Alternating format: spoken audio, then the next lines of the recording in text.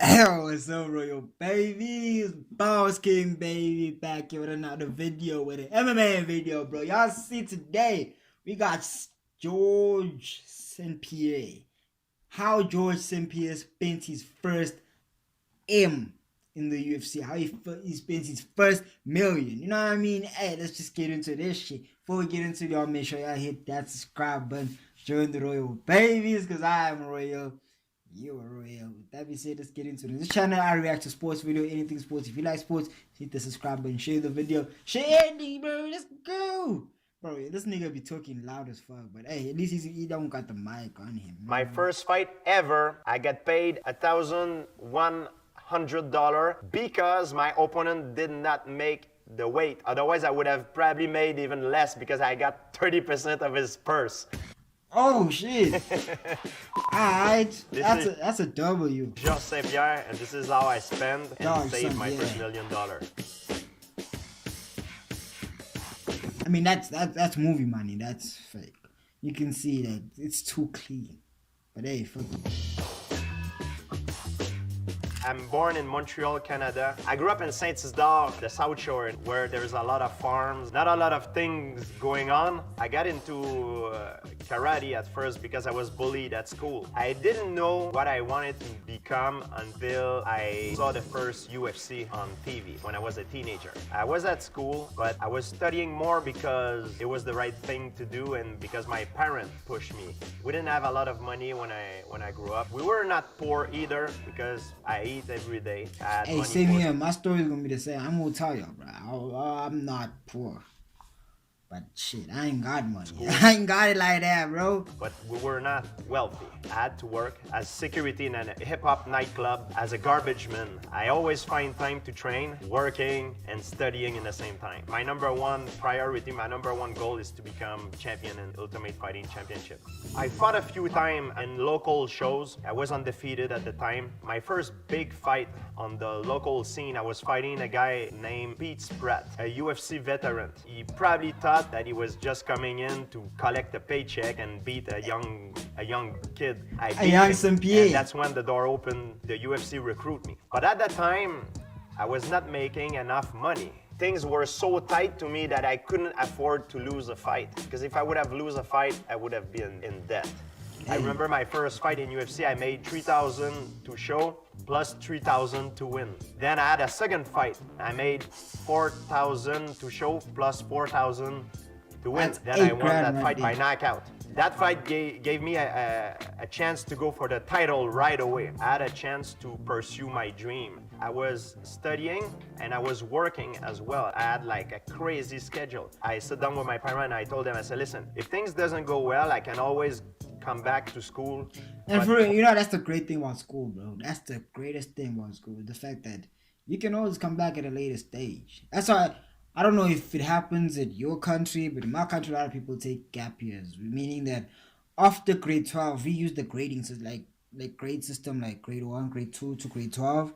After grade 12, people will be taking breaks, maybe 2 years of breaks before they go into college or varsity. And that's like, that's a great thing about school, you know what I mean? You can make it. The next session, I would like to just focus on training because I have a title shot and it's a big opportunity. And they agreed. That's when I start to train full time. I mean, my parents would agree too. I love my parents because they don't want to be the reason I didn't reach a goal of mine, you know what I mean? They don't want it. They much rather have their plans be my plan B or my net for failure, instead of my plans being the net for their plans failing. You understand what I'm saying? I lost that fight, but it made me a much better fighter because I've learned a lot from that experience and I rebound immediately after I finally got myself another title shot and I beat Matt Hughes. So I didn't have to go back to school, you know, go back to my old life. It was after my fight with John Fitch, I had to renew my contract, but I was champion and I was doing pretty well. So if I finished my contract, I had big offers waiting for me. So the UFC decided to renew my contract, and that's when I made my first million. Stop playing. Hey, let's go.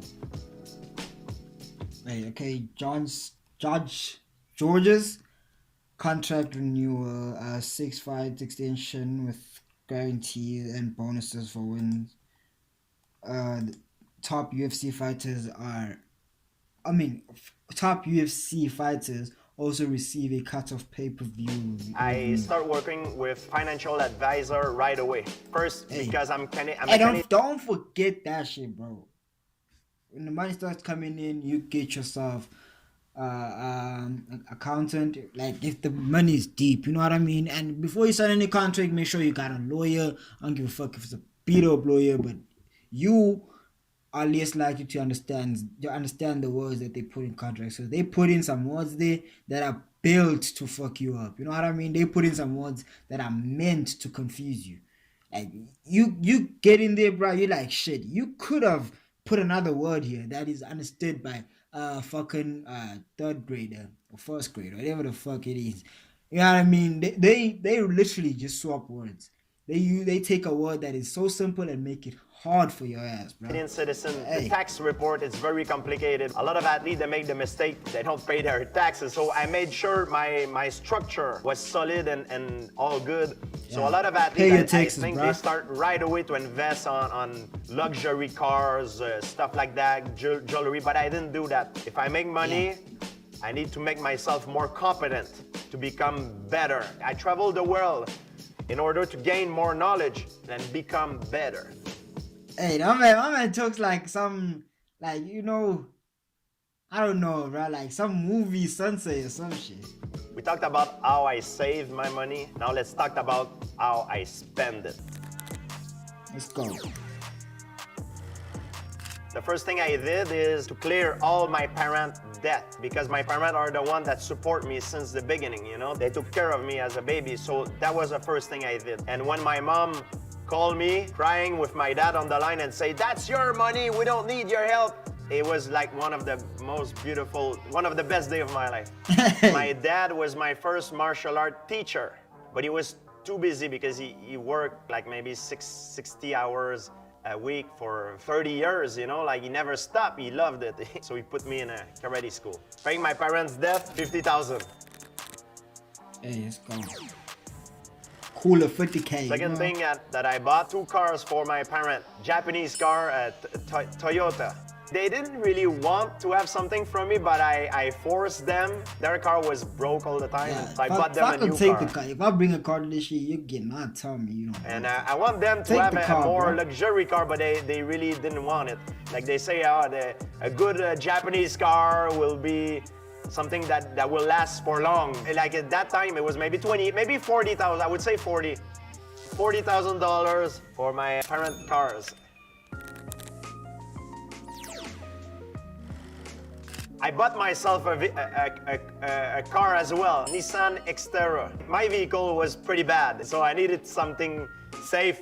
And I always love SUV because in Montreal, there's a lot of snowstorm. I also felt that in a SUV, you're normally higher, so it's safer. My biggest fear is to get into a car crash and not being able to do what I love to do in my life. Hey, Nissan Xterra, bro, and like, 20,000. people's careers literally end like that, bro. I feel like it's more painful to end your career in some other shit, bro. You know what I mean? Like, you walking down the road, you fucking break your back. That's like painful, bro. Instead of like actually ending it in a fight or a match or a game. You know what I mean? I feel like it's way more painful. Like, shit. Like, you actually tell yourself like, shit, I shouldn't have gone there.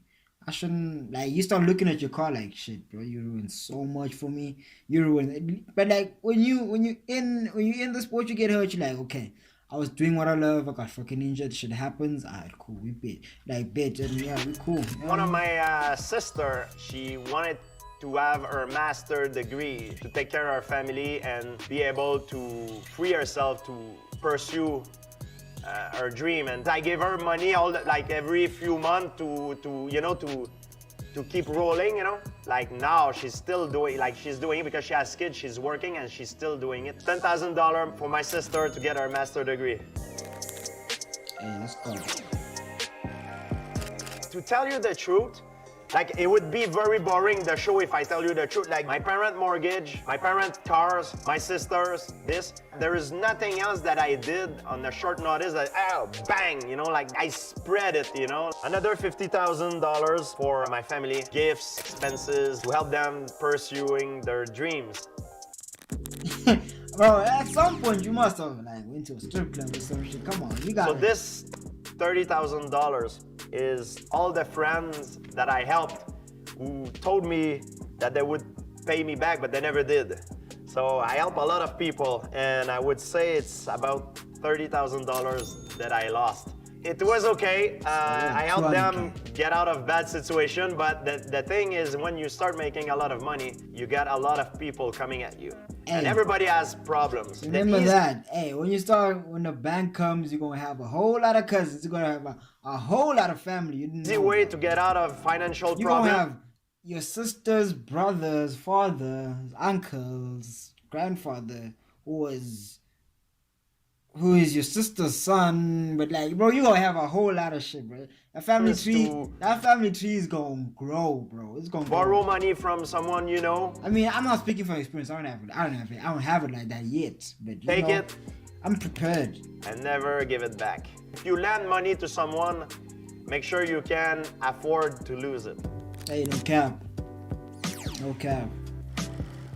I spent a lot of money traveling around the world to learn new. I'm telling you, bro. My first meal, I'm taking a whole $1 million. I'm taking a whole 100K, I think, just to fund some traveling, bro. Like, even if I'm gonna sleep on some mediocre hotels, take the smallest, take the lowest priced planes, so I can travel more. It's better to travel more than to travel 2-3 places and like blow the money. You know what I mean? Fighting skills. I went to Thailand to learn Muay Thai. I went to Brazil to get better at Jiu-Jitsu. In New York to get better in Jiu-Jitsu as well.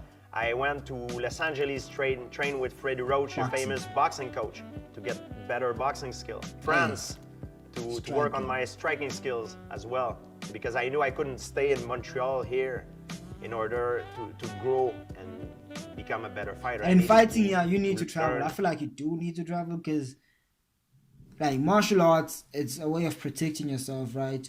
It was before fighting for money. It was used to protect your tribe and shit like that. So if you go to different areas of the world, different areas of the world did not meet each other back then in the days, you know what I mean? So they had their different types of martial arts. And in MMA, mixed martial arts, you're mixing it. So it's better to go around the world, find out, like, you know what I mean? Find out what's going on, man. You know exactly what I mean. Others. And when I say traveling, I'm talking about training, classes, the food, airplane, the hotels. That's a lot. Me too. If I'm traveling, bro, it's gonna be business. I feel like if I'm traveling as a YouTuber, it's already like business because I'll be vlogging it. I'll be taking my camera around. Yeah, it's already business. 200,000 now. Traveling for training, $200,000. It's hard to become champion, but it's even harder to stay champion because you become the target. So that's why when I made my first $1 million, I spent a lot of money and I invested on myself, you know, in order to get better. Hey, let's go. I bought myself a jacuzzi and a ice bath. Hey. So I can switch. I believe it helps my body to recuperate better when I have very hardcore training session. I spent I'm scared of that ice bath shit, bro. I can do cold showers, but that ice bath, bro. Like, bro, you know how, bro, you feel how tense your balls be, bro, when the shit is cold. I would say $15,000 to $20,000 on that. And it was a good investment, I have to say. The last thing that I bought with my first million was a condo. $500,000, but I needed to do renovation in it, and it cost me about $100K. Condo plus renovation, $600,000. Damn, bro. Alright, cool. So I'm really into dinosaur. I mean, it's better than renting. Rather own it. I love paleontology, and I bought for, I would say, $20,000 megalodon tooth mosasaurs, jaw, Tyrannosaurus rex, all kinds of different animals that used to live a long time ago. At the time I was studying, I didn't know what I wanted to do, but now I know that if I would not be a fighter, I would be a paleontologist, and I would probably be on the field digging. And I mean, paleontology, I love it because you learn about the past, and if you learn about the past, you can understand the present better and predict the future. Whereas my head coach gave me another megalodon tooth, a big one. It was my favorite fossil that I have because it represents the alpha predator, the goat predator of all time. That tooth that I have, at one point I was fixing my sound system. It make a lot of noise and it vibrate, and my tooth fell on the floor and broke. Shit, but I still bro. have it today. I can't glue it. It shatters in pieces. Dinosaur fossil, 20K. When you start making money in combat sport, you have to keep in mind that it's very hard to reach the top, but it's very easy to go back down. Make sure to invest on yourself, because if you don't get better, the game will catch up to you. So you need to make sure that you invest on yourself, get new knowledge, make sure you have treatment in order to recuperate better. So yeah, make sure your equipment is better too. Make sure that, bro, you know, it's this thing you on know yourself. If I would have go back in time and tell the kid that one day I will become world champion in mixed martial art, I think I will believe, because I always knew that. yeah, same. Like, I'm gonna say some shit like this at some point in my life. You know, I'm gonna be like, hey, if I went back to that nigga and told him that shit, but nigga, you gonna make it, I'd believe it. Right? I had all the tools. I'm gonna just say that right now. I'm gonna just say it right now, bro. And also I was very lucky because I had the chance to meet incredible mentors, and the stars were all aligned for me. When a door opened to me, I was getting in. If the door were all closed, I was breaking in it to create my own opportunity. Stop playing. I grew up in Saint Bro, you gotta stop playing with CPA, bro. Quebec, Canada. And the mayor of the city called me and says that this coming summer will be the inauguration of a statue of me in fighting pose, and that they will put in the middle of the center of the city. So it's a great honor for me. Like Rocky Balboa, but in the small town of Saint Isidore. I mean, hey, it's an accomplishment. Stop playing. That's what it will be like. Thank you. It's a pleasure. Thank you for having me. Hey, let's go. GQ Sports. Anyways, hey, y'all see, bro, that is it for the video. I enjoyed it. I hope you did enjoy it. If you did enjoy it, make sure you hit that like button, hit the subscribe button, join the Royal Babies. If you did not enjoy it, hit that like button, hit the subscribe button, join the Royal Babies, because I am royal, you are royal. With that being said, that is it for the video. Peace.